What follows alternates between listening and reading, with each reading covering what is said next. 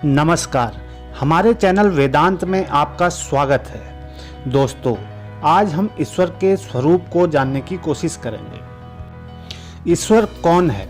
जिनसे विश्व का जन्म, स्थिति और प्रलय होता है, वे ही ईश्वर हैं। वे अनंत, शुद्ध, नित्य मुक्त, सर्वशक्तिमान, सर्वज्ञ और गुरुओं के भी गुरु हैं। और सर्वोपरि वे ईश्वर अनिर्वचनीय प्रेम स्वरूप हैं।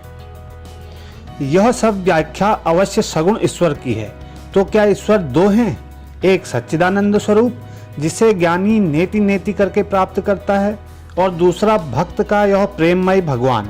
नहीं, वह सच्चिदानंद ही यह प्रेममय भगवान है। वह सगुण और निर्गुण दोनों है। यह सदैव ध्यान में रखना चाहिए कि भक्त का उपास्य सगुण ईश्वर ब्रह्म से भिन्न अथवा पृथक नहीं है। सब कुछ वही एक मेवा द्वितीय ब्रह्म है। पर हाँ, ब्रह्म का यह निर्गुण स्वरूप अत्यंत सूक्ष्म होने के कारण प्रेम व उपासना के योग्य नहीं।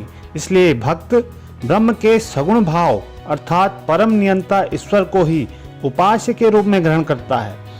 उदाहरण के लिए, ब्रह्म मानो मिट्टी या उपादान के सदृश्य है, जिससे नाना प्रकार की वस्तुएं निर्मित हुई हैं। मिट्टी के रूप में तो वे सब एक हैं, पर उनका बाह्य आकार अलग अलग होने से वे भिन्न भिन्न प्रतीत होती हैं। उत्पत्ति के पूर्व वे सब की सब मिट्टी में गूढ़ भाव से विद्यमान थी। उपादान की दृष्टि से अवश्य वे सब एक हैं, पर जब वे भिन्न भिन्न आकार धारण कर लेती हैं और जब तक आकार बना रहता है, तब तक तो वे पृथक पृथक ही प्रतीत होती हैं। एक मिट्टी का चूहा कभी मिट्टी का हाथी नहीं हो सकता, क्योंकि गढ़े जाने के बाद उनकी आकृति ही उनमें विशेषत्व पैदा कर देती है। यद्यपि आकृतिहीन मिट्टी की दशा में वे दोनों एक ही थे।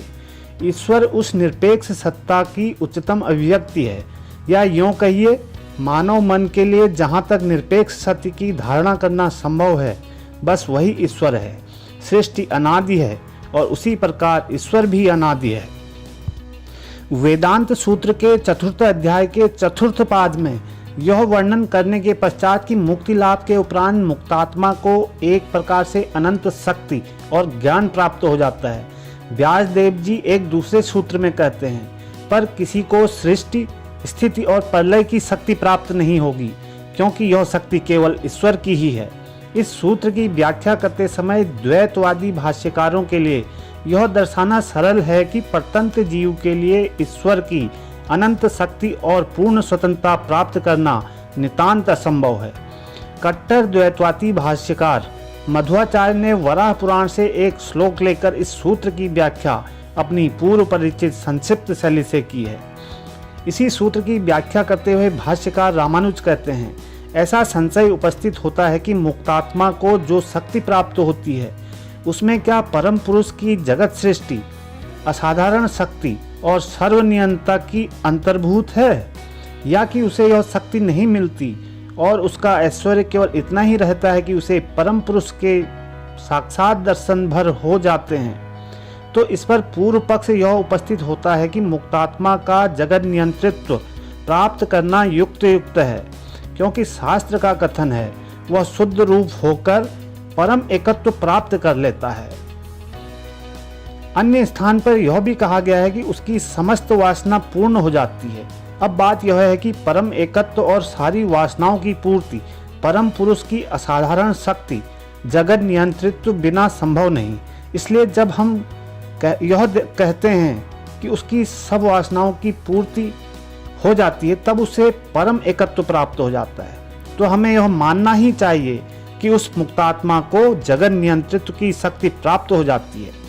इस संबंध में हमारा उत्तर यह है कि मुक्तात्मा को जगत नियंत्रित्व के अतिरिक्त अन्य सब शक्तियां प्राप्त हो जाती हैं। जगत नियंत्रित्व का अर्थ है विश्व के सारे स्थावर और जंगम के रूप, उसकी स्थिति और वासनाओं का नियंत्रित्व। पर मुक्तात्माओं में यह जगत नियंत्रित्व की शक्ति नहीं रहती। हाँ, उनकी परमादृष्टि का आवरण अवश्य दूर हो जाता है और उन्हें प्रत्यक्ष ब्रह्मानुभूति हो जाती है। बस यही उनका एकमात्र ऐश्वर्य है। यह कैसे जाना जा सकता है? शास्त्र वाक्य के बल पर। शास्त्र कहते हैं कि जगत नियंत्रित्व केवल परब्रह्म का गुण है। जैसे जिससे यह समुदाय उत्पन्न होता है, जिसमें यह समुदाय स्थित रहता है और जिसमें प्रलय काल में यह समुदाय लीन हो जाता है, तू उसी को जानने की इच्छा कर, वही ब्रह्म है। यदि यह जगत नियंत्रित शक्ति मुक्तात्माओं का भी एक साधारण गुण रहे तो उपयुक्त श्लोक फिर ब्रह्म का लक्षण नहीं हो सकता, क्योंकि उसके जगत नियंत्रित्व गुण से ही उसका लक्षण प्रतिपादित हुआ है। असाधारण गुणों के द्वारा ही किसी वस्तु की व्याख्या होती है, उसका लक्षण प्रतिपादित होता है। अब निम्नलिखित शास्त्र वाक्यों में यह प्रतिपादित हुआ है कि परम पुरुष ही जगत नियमन का करता है, और इन वाक्यों में ऐसे किसी बात का उल्लेख नहीं जिससे मुक्तात्मा का जगत नियंत्रित्व स्थापित हो सके। शास्त्र वाक्य ये हैं, वत्स, आदि में एक मेवा द्वितीय ब्रह्म ही था। उसमें इस विचार का स्फुरण हुआ कि मैं बहुसृजन करूंगा। उसने तेज की सृष्टि की। आदि में केवल ब्रह्म ही था, उसकी उत्क्रांति हुई। उससे छत्र नामक एक सुंदर रूप प्रकट हुआ। वरुण, सोम, रुद्र, पर्जन्य, यम, मृत्यु, ईशान, ये सब देवता छत्र हैं। पहले आत्मा ही थी, अन्य कुछ भी क्रियाशील नहीं था। उसे सृष्टिजन का विचार आया और फिर उसने सृष्टि कर डाली। एकमात्र नारायण ही थे, न ब्रह्म थे, न ईशान, न पृथ्वी, नक्षत्र, जल, अग्नि, सोम और न सूर्य। अकेले उन्हें आनंद न आया। ध्यान के अनंतर उनके एक कन्या हुई, 10 इंद्री, जो पृथ्वी में वास करते हुए भी पृथ्वी से अलग है, जो आत्मा में रहते हुए भी आत्मा से अलग है। दूसरे सूत्र की व्याख्या करते हुए रामानुज कहते हैं, यदि तुम कहो कि ऐसा नहीं है, वेदों में तो ऐसे अनेक श्लोक हैं जो इसका खंडन करते हैं, तो वास्तव में वेदों के उन स्थानों पर केवल निम्न देवलोकों के संबंध में ही मुक्तात्मा का ऐश्वर्य वर्णित है। यह भी एक सरल मीमांसा है। यद्यपि रामानुज समष्टि की एकता स्वीकार करते हैं, तथापि उनके मतानुसार इस समष्टि के भीतर नित्य भेद है। अब इस संबंध में अद्वैतवादियों का क्या कहना है, यह समझने का प्रयत्न करें। हम देखेंगे कि अद्वैत मत द्वैत मत की समस्त आशाओं और स्पृहाओं की किस प्रकार रक्षा और पूर्ति करता है, और फिर साथ ही किस प्रकार ब्रह्म भावापन्न मानव जाति की परमोच्च गति के साथ सामंजस्य रखते हुए अपने भी सिद्धांत का प्रतिपादन करता है। जो व्यक्ति मुक्ति लाभ के बाद भी अपने व्यक्तित्व की रक्षा के इच्छुक हैं, भगवान से स्वतंत्र रहना चाहते हैं, उन्हें अपनी स्पृहाओं को चरितार्थ करने और सगुण ब्रह्म का संभोग करने का यथार्थ अवसर मिलेगा। ऐसे लोगों के बारे में भागवत पुराण में कहा है, हे राजन, हरि के गुण ही ऐसे हैं कि समस्त बंधनों से मुक्त आत्माराम ऋषि मुनि भी भगवान की अहेतुकी भक्ति करते हैं। सांख्य दर्शन में इन्हीं लोगों को प्रकृति लीन कहा गया है। सिद्धि लाभ के अनंतर ये ही दूसरे कल्प में विभिन्न जगत के शासनकर्ता के रूप में प्रकट होते हैं, किंतु इनमें से कोई भी कभी ईश्वर तुल्य नहीं हो पाता। जो ऐसी अवस्था को प्राप्त हो गए हैं जहाँ न सृष्टि है, न सृष्ट, न सृष्टा, जहाँ न ज्ञाता है, न ज्ञान और न ज्ञेय, जहाँ न मैं है, न तुम और न वह, जहाँ न प्रमाता है, न प्रमेय और न प्रमाण, जहाँ कौन किसको देखे, वे पुरुष सबसे अतीत हो गए हैं और वहाँ पहुँच गए हैं जहाँ न वाणी पहुँच सकती है, न मन, और जिसे श्रुति नेति नेति कहकर पुकारती है। परंतु जो इस अवस्था की प्राप्ति नहीं कर सकते अथवा जो इच्छा नहीं करते, वे उस एक अविभक्त ब्रह्म को प्रकृति, आत्मा और इन दोनों में ओतप्रोत एवं इनके आश्रय स्वरूप ईश्वर इस त्रिधा विभक्त रूप में देखेंगे। जब प्रहलाद अपने आप को भूल गए तो उनके लिए न तो सृष्टि रही और न उसका कारण, रह गया केवल नाम रूप से अविभक्त एक अनंत तत्व। पर ज्यों ही उन्हें यह बोध हुआ कि मैं प्रहलाद हूँ, त्यों ही उनके सम्मुख जगत और कल्याणमय अनंत गुणागार जगदीश्वर प्रकाशित हो गए। यही अवस्था बड़भागी नंद नंदन गत प्राणा गोपियों की भी हुई थी। जब तक वे अहम ज्ञान से शून्य थी, तब तक वे मानो कृष्ण की ही हो गई थी, पर ज्यों ही वे कृष्ण को उपास्य रूप में देखने लगी, बस त्यों ही वे फिर से गोपी की गोपी हो गई। और तब उनके सम्मुख पीताम्बरधारी माल्या विभूषित साक्षात मन्मथ के भी मन को मथ देने वाले मृदुहास्य रंजित कमल मुख श्री कृष्ण प्रकट हो गए।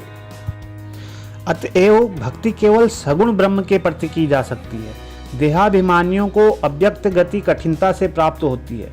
हमारे स्वभाव रूपी स्रोत के साथ सामंजस्य रखते हुए भक्ति प्रवाहित होती है। यह सत्य है कि ब्रह्म के मानवीय भाव के अतिरिक्त हम किसी दूसरे भाव की धारणा नहीं कर सकते, पर क्या यही बात हमारी ज्ञात प्रत्येक वस्तु के संबंध में भी नहीं घटती? संसार के सर्वश्रेष्ठ मनोवैज्ञानिक भगवान कपिल ने सदियों पहले यह दर्शा दिया था कि हमारे समस्त बाह्य और आंतरिक विषय ज्ञानों और धारणाओं में मानवीय ज्ञान एक उपादान है। अपने शरीर से लेकर ईश्वर तक यदि हम विचार करें तो प्रतीत होगा कि हमारे अनुभव की प्रत्येक वस्तु दो बातों का मिश्रण है। एक है यह मानवीय ज्ञान और दूसरी है एक अन्य वस्तु, फिर यह अन्य वस्तु चाहे जो हो। इस अवश्यंभावी मिश्रण को ही हम साधारणतया सत्य समझा करते हैं, और सचमुच आज या भविष्य में मानव मन के लिए सत्य का ज्ञान जहाँ तक संभव है वह इसके अतिरिक्त और अधिक कुछ नहीं। अतएव यह कहना कि ईश्वर मानव धर्म वाला होने के कारण असत्य है, निरी मूर्खता है। यह बहुत कुछ पाश्चात्य विज्ञानवाद और सर्वास्ति सत्यवाद के झगड़े के सदृश है। यह सारा झगड़ा केवल इस सत्य शब्द के उलटफेर पर आधारित है। सत्य शब्द से जितने भाव सूचित होते हैं वे समस्त भाव ईश्वर भाव में आ जाते हैं। ईश्वर उतना ही सत्य है जितनी विश्व की अन्य कोई वस्तु, और वास्तव में सत्य शब्द यहाँ पर जिस अर्थ में प्रयुक्त हुआ है उससे अधिक सत्य शब्द का कोई और अर्थ नहीं। यही हमारी ईश्वर संबंधी दार्शनिक धारणा है। दोस्तों, आज के लिए इतना ही। मिलते हैं एक नए विषय के साथ। धन्यवाद।